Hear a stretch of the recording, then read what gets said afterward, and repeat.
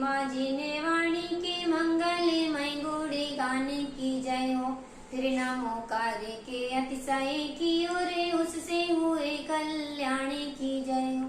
जिनके स्वरूपी को दिव्य तरसते ऐसे संत महान की जय हो। आओ हम सब मिलकर बोले देवी नंदी भगवंती की जय हो। आओ हम सब मिलकर बोले देवी नंदी गुरुवंती की जय हो। बोले वर्तमान शासन नायक महावीर भगवान की जय। बोले नाम गुरु आदिपति गणेश कुंती सागर जी महाराज की जय। बोले परम पूज्य चंद्र विद्या समर्षि देव नंदी जी महाराज की जय।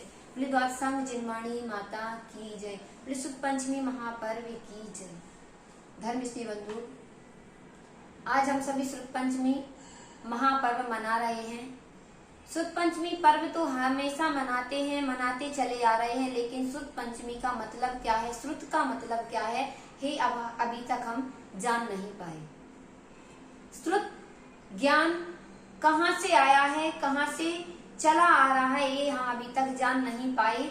हम पढ़ते हैं अरिहंत भाष्यर्थम गढ़हर देव्यम ग्रंथियम सम्मम पढ़मामि भक्तजुत्तो आदि। हम जो छंद दोहा पढ़ते हैं, इसका मतलब होता है कि जो अरिहंत भगवान के द्वारा भाषित अर्थ है वो अर्थ आ जाता है, लेकिन जो गढ़धर ने रचना की है, जो गूंथा है, जो द्वादशांगमय, जो कोटि शतम द्वादश चैव कोट्टो लक्षाण सीते स्थितिकानि चैव पंचाशदष्टौ च सहस्र संख्या में तच्छुतम पंचपदम नमामि। जो एक पद होते हैं, जो द्वादशांग के पद हैं, वो 112 करोड़ 83 लाख 58,005 जो पद हैं, उन पदों में जो द्वादशांग को गूंथित किया गया है, वह पद गढ़धर जो परमेष्टि होते हैं, अंतर मुहूर्त में जितने भी पद हैं, जितना भी आगम है, जितने भी ग्रंथ हैं, उन सबको पढ़ लेते हैं, लेकिन हम अंतर मुहूर्त में मात्र उनके नाम भी नहीं पढ़ सकते। विचार करिए, इतना अपार ज्ञान होता है, और जो ज्ञान होता है यह उनके कंठ में होता है। जैसे हमने आज किसी से सुना और वैसे के वैसे सेम टू सेम दूसरे को वही का वही सुना दिया। अगर हम आज पढ़ाते हैं तो हमने यदि आज 10 गाथाएं पढ़ाई, 10 गाथाओं के अर्थ समझाए, तो उसमें से आपको बोला जाए कि सेम टू सेम वैसा का वैसा हमें पुनः तुरंत के तुरंत सुना दीजिए, तो हम उसको बोलने में सक्षम नहीं होते हैं। लेकिन जो अरिहंत परमेष्टि से जो परंपरा चली आई, जो गढ़धरों ने जिन सूत्रों को गुंथित किया, वो वैसे के वैसे कंठ परंपरा के माध्यम से चला आया, और चलते चलते वह केवली तो बहुत हुए, मुनि बहुत हुए, संख्यातों हजार मुनि केवली हुए, लेकिन कुछ अनुबद्ध केवली होते जिनकी संख्या लिमिटेड होती है, और वह अनुबद्ध केवली गौतम गढ़धर के बाद सुधर्माचार्य, जिनको लोहाचार्य भी कहते हैं, और तीसरे जम्बू स्वामी, ये 3 अनुबद्ध केवली हुए। अनुबद्ध केवली का मतलब होता है कि एक को मोक्ष होने के बाद दूसरे महाराज को केवल ज्ञान हो जाना। जैसे ही महावीर भगवान को मोक्ष हुआ, उसी दिन गौतम गढ़धर को केवल ज्ञान हुआ। जिस दिन गौतम गढ़धर को मोक्ष हुआ, उसी दिन लोहाचार्य सुधर्माचार्य महाराज को केवल ज्ञान हुआ, और जिस दिन सुधर्माचार्य महाराज को मोक्ष हुआ, उस दिन जम्बू स्वामी को केवल ज्ञान। इसको अनुबद्ध परंपरा कहते हैं, इनको अनुबद्ध केवली कहते हैं। अनुबद्ध की परंपरा चली, उसके बाद फिर और 5 श्रुत केवली हुए, विष्णु, नंदीमित्र, अपराजित, गोवर्धन और भद्रभाऊ। उनकी परंपरा चली, और यह परंपरा क्रमबद्ध उसी प्रकार से चलती गई। आगे और 11 आचार्य हुए जिन्होंने इस परंपरा को चलाया, और यह परंपरा ऐसे की ऐसे चलती रही अनुबद्ध रूप से। जैसे आपको हमने थोड़ी से रत्न दिए, और आपने उन रत्नों को संभाल के वैसे रखा, ना तो उस रत्न में से एक रत्न कम हुआ, ना ही उस रत्नों में से एक रत्न कम हुआ, लेकिन ऐसा हो नहीं सकता। इसके बाद और 4 आचार्य हुए, और फिर 683 वर्ष बीतने के बाद धरसेन महाराज हुए।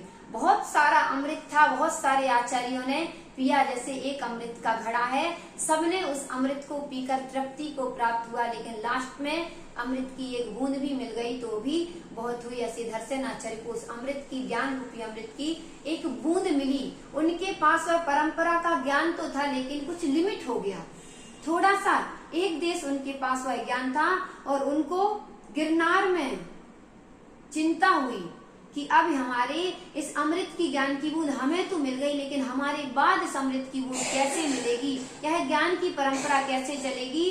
तो उनको स्मरण आया कि दक्षिण में महिमा नगरी में एक आचार्य सम्मेलन चल रहा है। उन्होंने पत्र लिखा और पत्र में लिखा कि आप वहां से हमारे लिए 2 योग्य देश कुल जाय शुद्धा, जो देश से शुद्ध हो, कुल से शुद्ध हो, जाति से शुद्ध हो और विनय से जो विभूषित हों, सील के जो धारी हों, ऐसे किन्हीं 2 शिष्यों को, 2 मुनियों को हमारे पास भेजिए।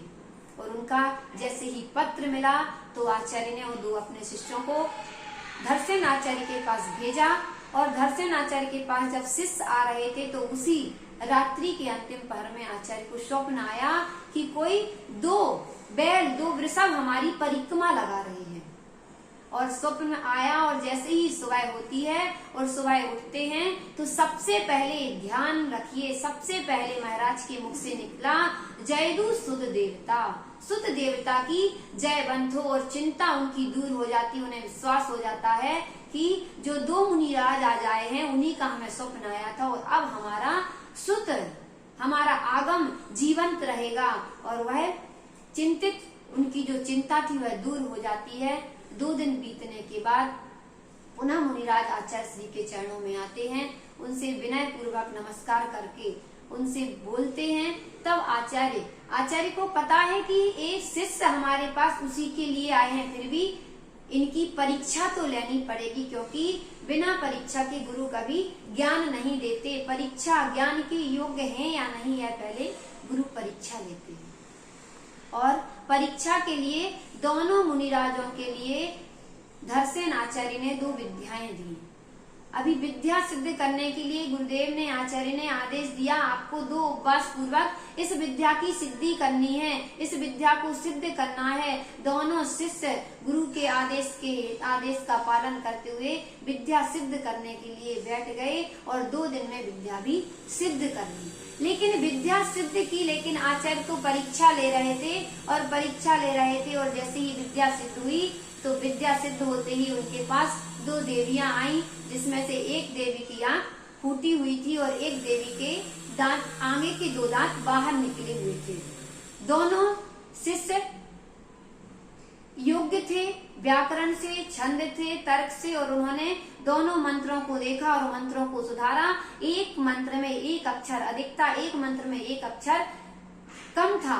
दोनों मुनिराजों ने दोनों मंत्रों को सुधार के पुनः विद्या सिद्ध की और विद्या जैसे सिद्ध हुई महाराज के पास आए और महाराज को बताया। महाराज बोले, अभी हम आपको विद्या सिखा सकते हैं, ज्ञान दे सकते हैं। और जब ज्ञान दिया तो महाराज को जो जो शास्त्र पढ़ाने थे सारे के सारे शास्त्र पढ़ाए। और जिस दिन शास्त्र पढ़ के, जिस दिन पूरी विद्या दोनों मुनिराजों ने सीखी, उस दिन था आषाढ़ शुक्ला 11 का वह दिन था।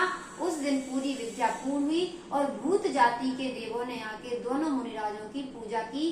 तो भूत जाति के देवों ने धरसेन आचार्य के सामने जब भूत बलि एक मुनिराज की पूजन की तो उनका नाम धरसेन आचार्य ने भूत बलि रख दिया।